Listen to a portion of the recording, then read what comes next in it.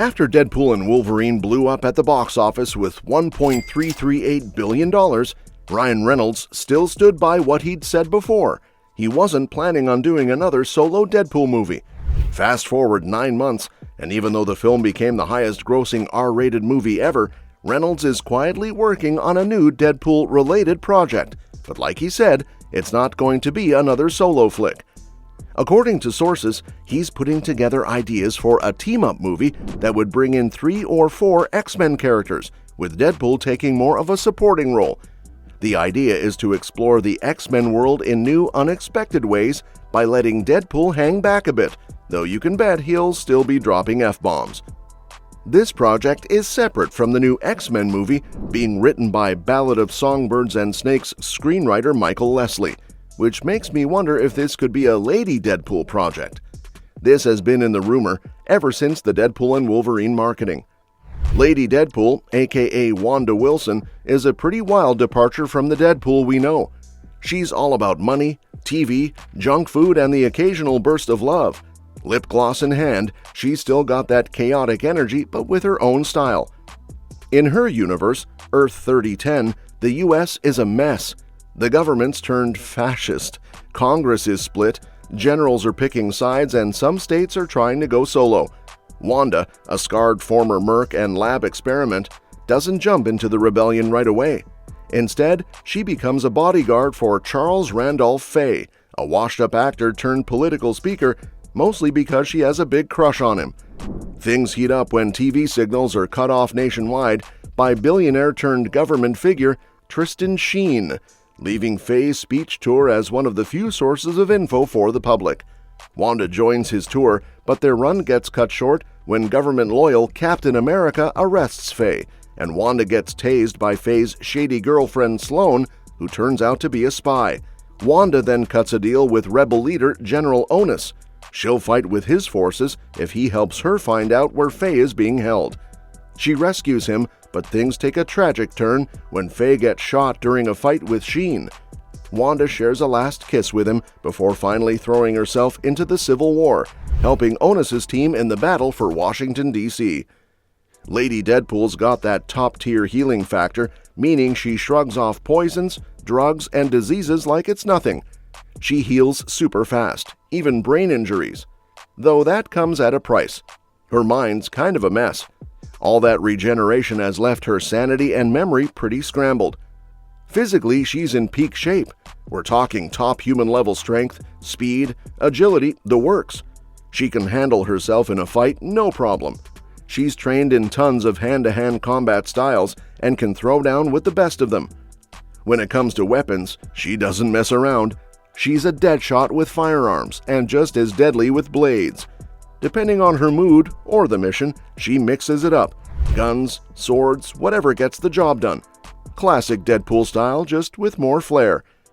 Lady Deadpool goes head-to-head with this cosmic being called Awareness, who's basically got an endless hunger and a seriously evil streak. She ends up taking the guy down with her sword. She also fights against some evil versions of Deadpool and even sacrifices herself in the process. Later, she signs on with the Omega Confederation to help stop a rebellion by the Crook, an indigenous group on the resource-packed planet Kagan 7.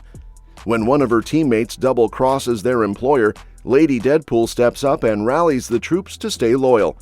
On Kagan 7, she even helps the king reclaim his throne from his rebellious daughter. When the elders of the universe get a whiff of a huge threat coming, they call in Wade Wilson from Earth 616 to assemble a team called the Deadpool Corps, basically a squad of Deadpools from different dimensions. Lady Deadpool joins up, bringing her unique style to the Multiverse team. Lady Deadpool definitely knows how to talk smack. During the war, she teamed up with dimension-hopping Deadpool and Headpool, the zombified floating Deadpool 2149, to take on a squad led by Captain America. After they left, Wanda helped anti-government forces hold off loyalists, trying to take back Washington, D.C. When Deadpool 616 showed up on Earth 3010 to recruit her for the Multiverse's Deadpool Corps, he helped her fight General America. Yep, the promoted Captain America. They knocked him out together before heading back to Earth 616. Chosen by Tath Key, aka the Contemplator, to stop Awareness, a universe-devouring cosmic bad guy, Lady Deadpool and the Corps had to prove themselves to the Elders of the Universe. They did this by winning a capture-the-flag-style challenge against other contenders. While trapped in illusions by Awareness, Lady Deadpool's scars mysteriously vanished, but she kept that a secret from her scarred teammates. She eventually killed Awareness with her sword. After the mission, the Contemplator gifted each Corps member a ring to call an Elder once, plus they got to keep their ship, the B. Arthur. But instead of using the Elders for big heroic stuff, the Corps mostly had them help with petty jobs like stealing and fixing the ship. Classic Deadpool move. Aliens hired the Deadpool Corps to take down the ruthless pirate Blue Buccaneer, who's actually Trichos Laterus, aka Elder Champion, suffering from amnesia. Lady Deadpool snuck into his crew, showing off her unscarred skin to stay under the radar. She passed the ship's self-destruct codes to Deadpool, but he never realized it was her. When the ship blew up, it somehow snapped Champion's memory back. Later, the mining group Omega Confederation called in the Corps to deal with the crook on Kagan 7, who wanted to renegotiate their mining deal. Lady Deadpool caught the Crook King's daughter, Princess Teela, but let her go when she saw it could score some good PR. Deadpool then offered the Crook King the Corps' help, basically betraying the mining company. When Deadpool helped Teela try to modernize the planet against her dad's wishes, a civil war broke out. For reasons we don't know, Lady Deadpool and some others sided with the former king against Deadpool and Teela. She reached out to the Omega Confederation for backup to help the king reclaim his throne. Even though they bailed during the final fight, Lady Deadpool still won by defeating Teela in a duel. After the Elders got fed up with the Corps using their rings for silly chores, the Contemplator took the rings back and sent everyone home. But Lady Deadpool wasn't done. She got the Corps back together and headed to Earth 2110 to team up with that world's Deadpool, who used to be an Avenger.